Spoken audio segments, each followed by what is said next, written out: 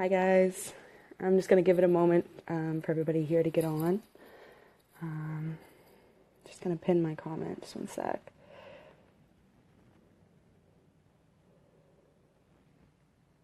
Hi Charlie.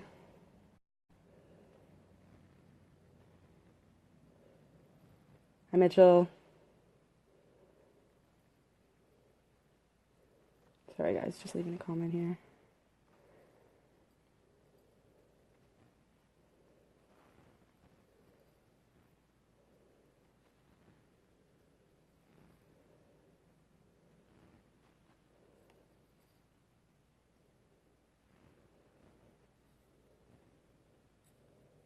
Hi Brianna.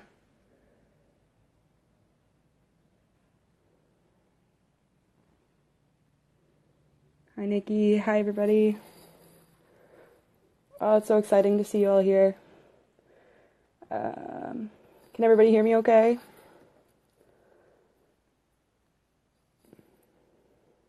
Alright. Awesome.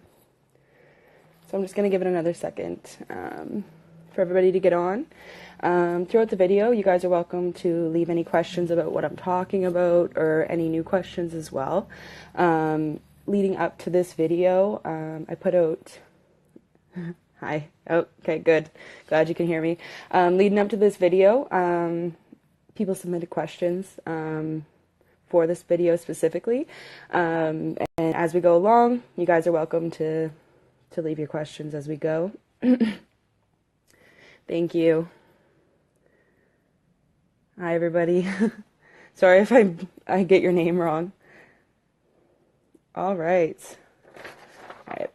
I'm going to get started here. So one of the first questions, I have them written down here. I haven't gone over them yet. I wanted to answer them as we go. Hi, Brad. Come to life. Hi.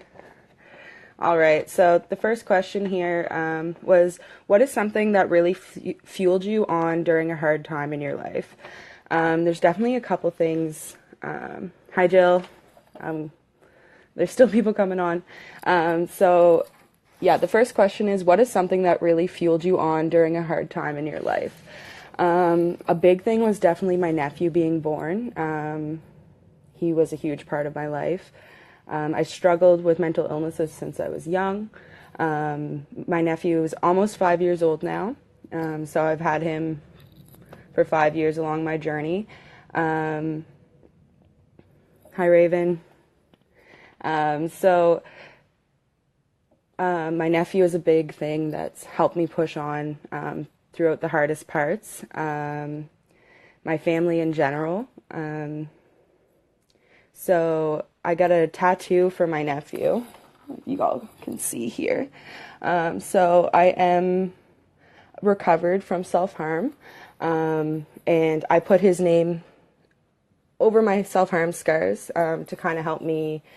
If I can't do it for me, I'll do it for him. So that was kind of my mentality there. Not a lot of people know the story behind that tattoo. Hi, Olivia. So that's something that really fueled me on, and it helps me every time I look at it. And also, something that helps me push forward and to learn new things and to keep going to therapy, keep working on everything, is every new thing that I learn is something I can give to somebody else, or a resource I can help somebody else with. So maybe they don't have to do it the hard way. Maybe they don't have to struggle as long as I did.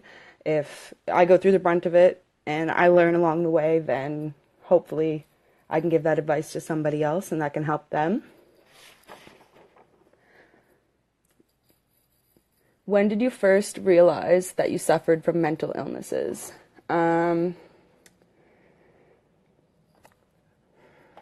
Really young, I knew there was something going on. My energy would go from really high to really low.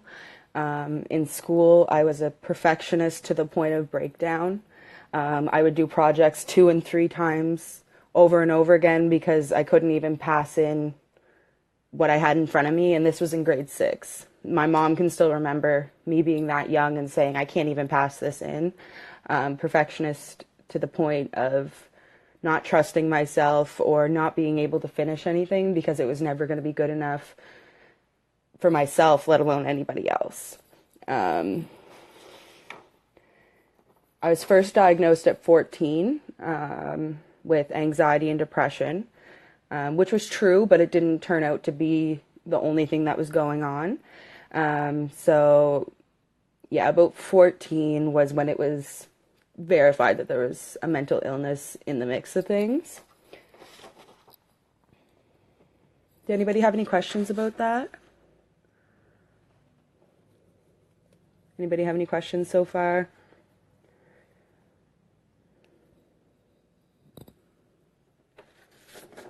Okay. Do you have a YouTube channel? Not at the moment. I have one created and ready to go, and the link is in my bio of Instagram. If you guys want to subscribe or check it out so that you get notified when my first video is posted. I have a couple videos lined up, ready to go. I've done some polls on Instagram as well for what you guys are looking for. If there's anything specific that you're looking to learn or questions that you have, you can DM me or comment or anything like that and let me know, and I'll be sure to put that in for ideas for YouTube videos. If I say one more time, I'm sorry, guys.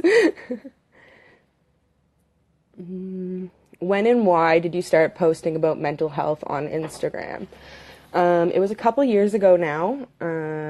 I've had the same Instagram for a while, but it started slowly developing into a mental health based Instagram.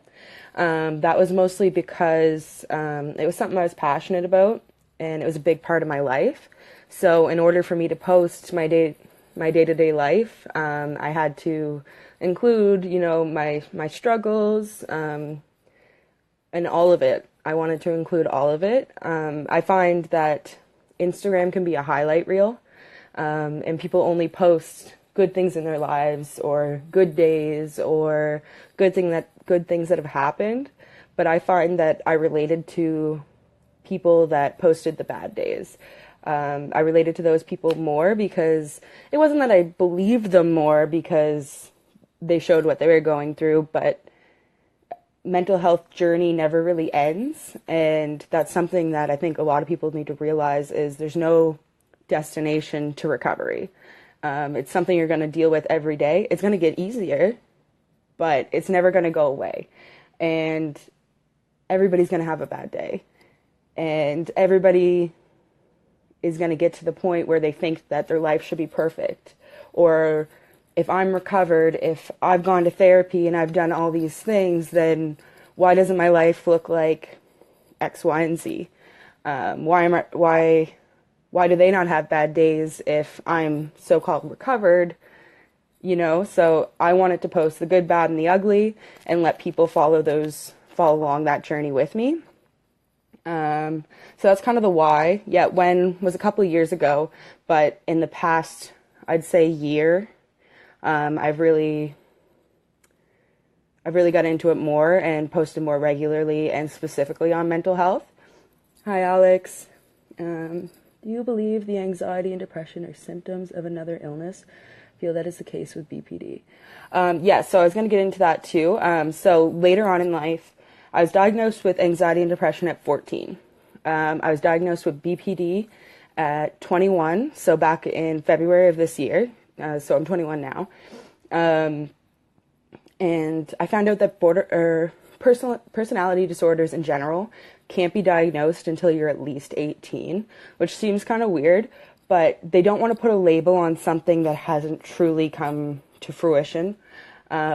Which I was actually frustrated. I was like, why didn't you know then? Like, it would have been so much easier if I knew exactly what I was tackling, because anxiety and depression, like, those are huge, huge things of their own. But when you know that something's just not fitting right, and I knew that for a long time. So 14 to 21 was a big time gap to know that there was something else going on.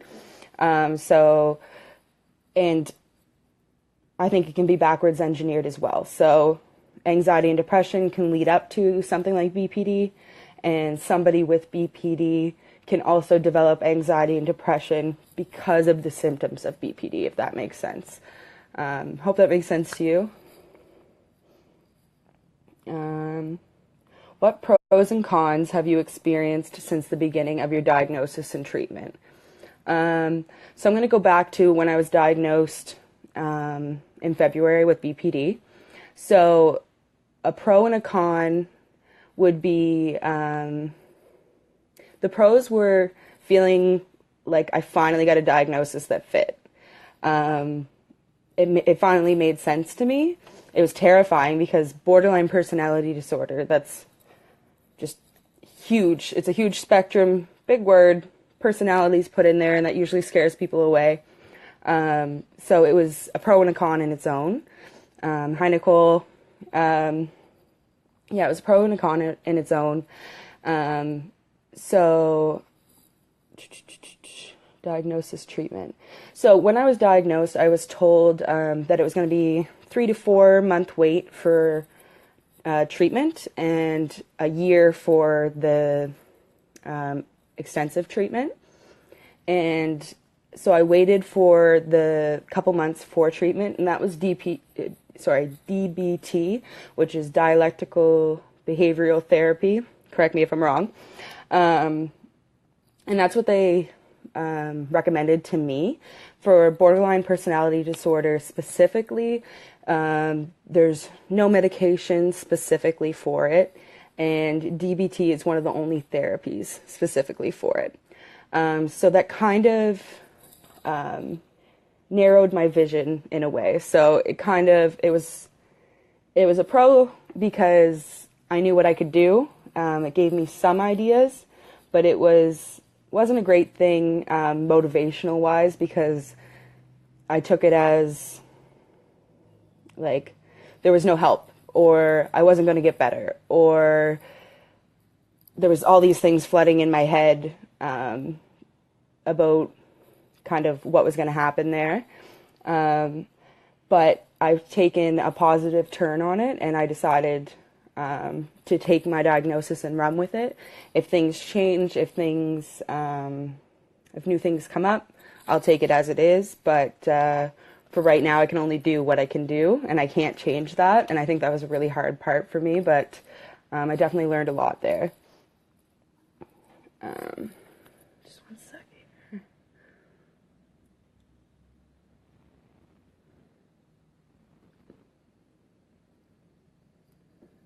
Thank you, Nikki.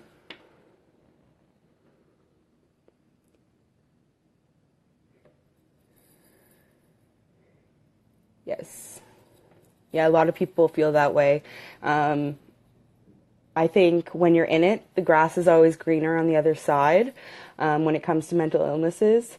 And I think we have to really just accept it for what it is, and kind of run with it that way. So next question. Does anybody have any more questions along the way here?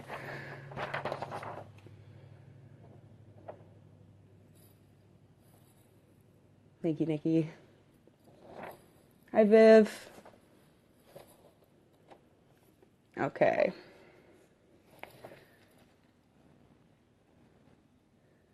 What happened to your perfectionism? So that is still there. That has gone nowhere. My perfectionism has not gone anywhere. I have gotten better at it.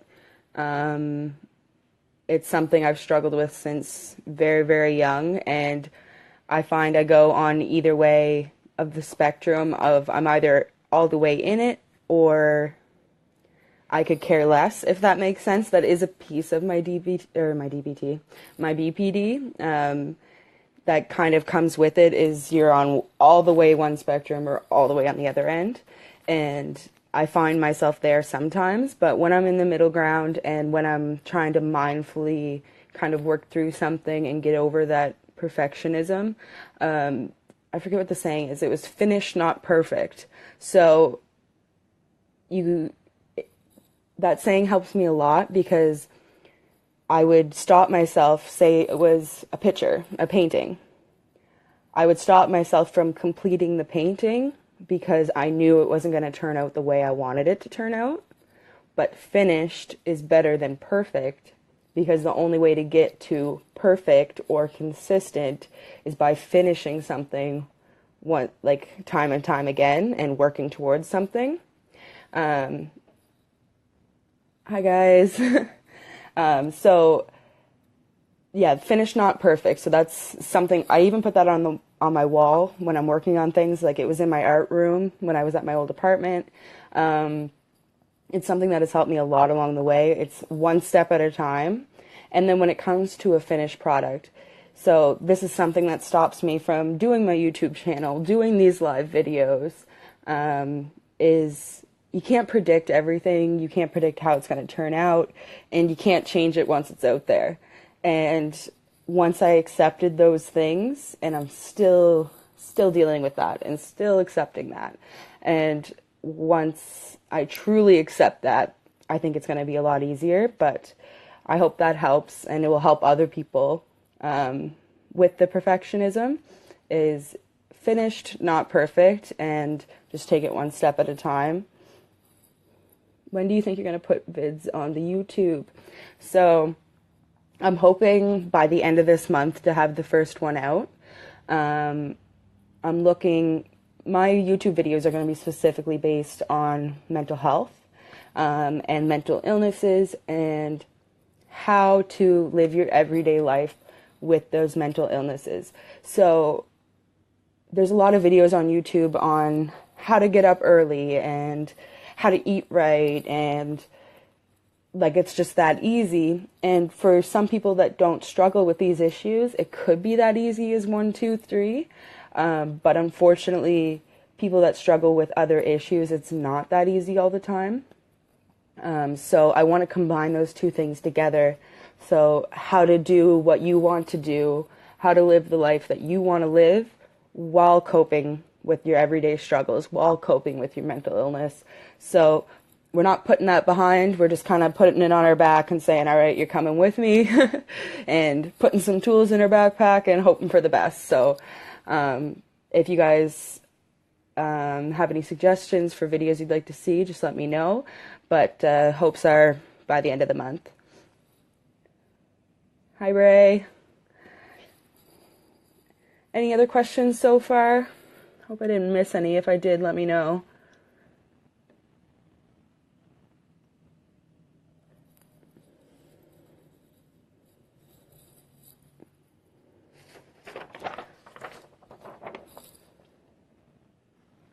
Oops. I think I'm good. I don't think I missed anybody. All right.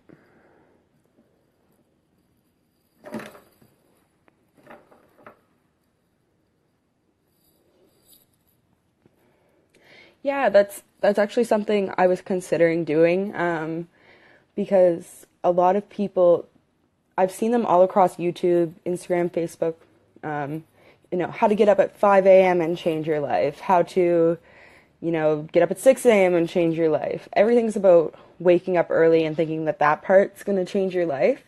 But I'm trying to reverse engineer those kind of things. So why can't you get up in the morning? Why don't you want to get up at 6? Personally, I don't want to get up at 6 o'clock in the morning because I have a whole day ahead of me. And I'm not ready for that day. So the later I get up, the less hours of the day I have to tackle, if that makes sense. And people that work long hours, that can be applied as well. So if you're struggling with a mental illness and you know that you're getting up and going to work for 12 hours, 8 hours, 6 hours, it's still huge. And if you don't have the motivation to get up in the first place, then why are you getting out of bed? Why are you springing out of bed bright and cheery at 5 o'clock in the morning? That's what they kind of describe that's going to happen, that the waking up itself is going to change your life, but we have to reverse engineer that and give you something to want to spring out of bed at 5 o'clock in the morning, if that makes sense. Hi, Mac.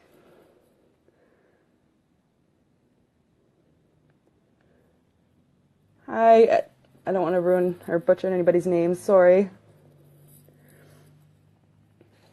Yeah, personally, I don't wake up very early in the morning, and that's something that I want to work towards as well.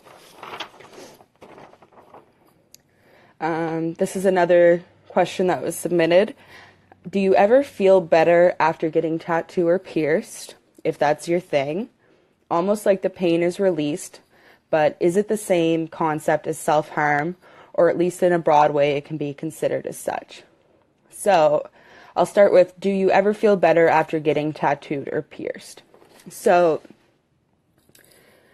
I'll start there. So as you kind of can't see, but I have 2 tattoos here, one on the back of my neck, one on this arm, one on my foot. I have a couple piercings. I have my nose pierced, my belly button pierced, a bunch in my ears. I used to have my lip pierced. I used to have my tongue pierced. I was pretty full. And it was something I turned to when I was younger, and that was during and like post self-harm era. So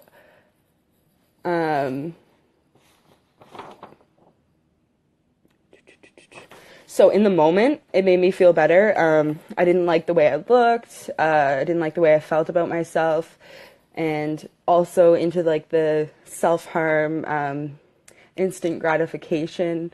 Well, if I'm getting a piercing, I'm not really hurting myself, so that could be looked at as a positive thing. And in the moment, it was a more positive coping mechanism than I could have chosen. Hi, Stephen. So looking back on it, I wouldn't change it because it was better than what I could have chosen in the time being. But as you can tell, like, I don't have my lip pierced anymore. I don't have my tongue pierced anymore. So I have taken out some piercings that I didn't, feel fit me anymore. I don't regret any of my tattoos. And that's what I'm going to lead into the next part. So is it the same concept as self-harm? So the only way that I would see it as the same concept as self-harm. So my tattoos, I have a semicolon on my wrist, a semicolon heart, that my sister and I got together because we both struggle, not with the same things, but we both have had struggles in our life. And that kind of brought us closer together. And I'm sure you guys all know the semicolon story. So the artist could have chose to end the sentence, but they chose to keep going. So it's kind of a suicide prevention icon, if you will. So anyway, I don't regret any of my tattoos, but it can be something people use as a coping mechanism for self-harm. And the only thing that I would say is don't do it in the spur of the moment. Don't do it just because if I don't get this tattoo today, I'm going to do X, Y, or Z. Because later on, you're going to regret that. And that's going to remind you of a very bad time in your life.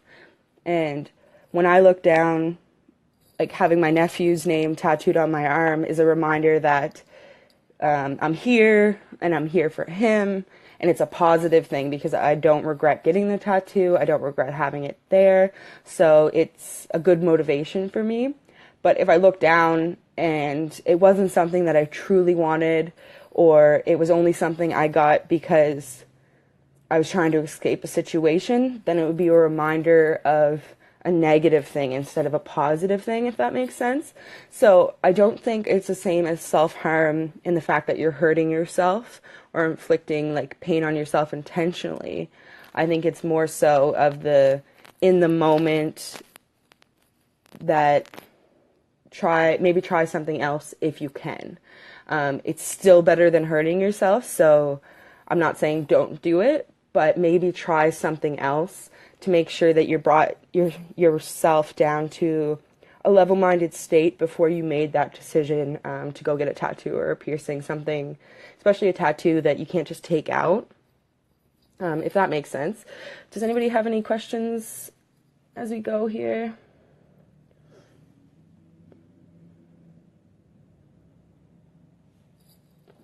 Let's check.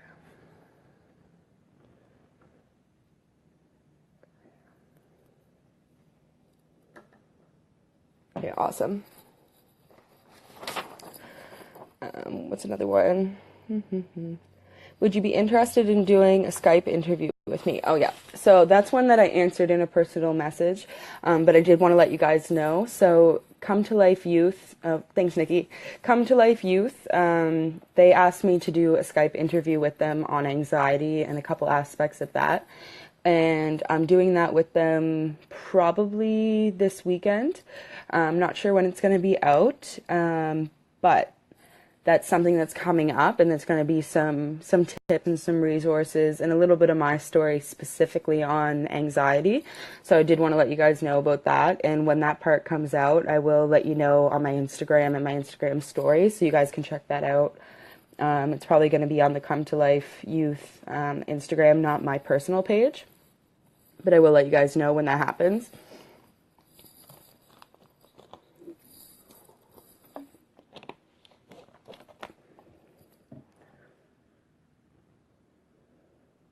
Thank you. It's my first interview for mental health stuff, so I'm excited but nervous, so I'm hoping it goes well.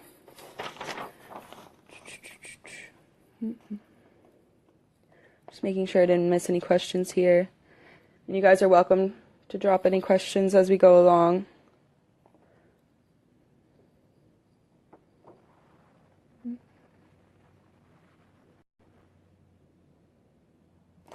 I think that's it for me on my end for right now. Oh, awesome. Thank you. I'm glad you guys are looking forward to that. Hi there. So I'm going to give you guys a sec. If you have any questions, I'm going to let you guys think and type. And if you're watching this after it's posted and after it's live, so it's going to be live right now, but after this, it's going to be on my IGTV channel, as well as, no, I think that's it, on my IGTV channel. So you guys can still watch it. So if you came in halfway or near the end, you can rewatch it from the beginning once the video has ended. And if you comment or have any questions after it's live, then I'll still answer them. So just so you know, so for everybody that's here and for the people that are going to be watching this later on, you're welcome to leave comments, and I'm still going to respond to them all. Have you decided to make a Twitter? So I actually, on the down low, I have a Twitter. Profile picture is like really old. I got some orange hair, real cute. But I haven't posted a lot there. And so I haven't posted the, what's it called? The results of the poll that I held on Instagram. I held a poll on Instagram asking anybody if they still use Twitter or not, and it was almost 50-50. There was almost 40 people. Thank you to everybody that gave me your feedback. I really appreciate it when you guys help me out. It was about 40 people that gave me their feedback, and it was like almost 50-50 on people that do and don't use Twitter. And I want to make sure it's not that I don't really want to, it's that if there's not a lot of my audience, or there's not a lot of an audience specifically for mental health and on that platform, do I want to spread myself thin adding another platform in? So is me posting on Twitter every day going to take from my Instagram? Is it going to take from my YouTube?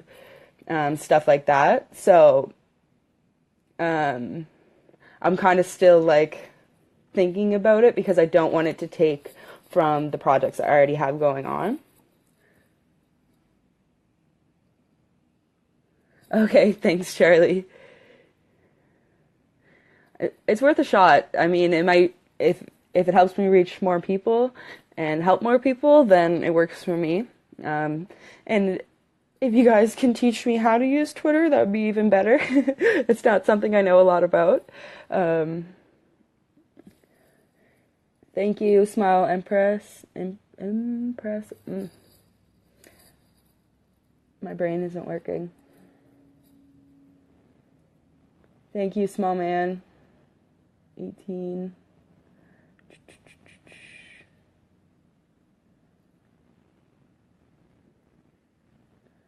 All right.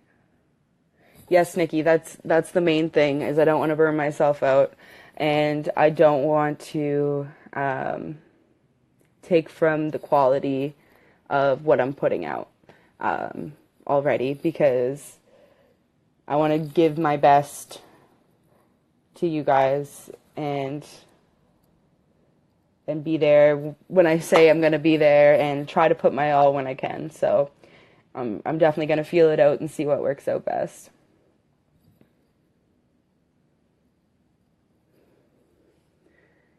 Thank you guys so much for being so interactive. I wasn't expecting so many people, which is really cool. It's really cool. Thank you guys. Sorry for my awkwardness and stuttering, but that's the name of the game. So, as I said, I'm showing you the good, bad, and the ugly.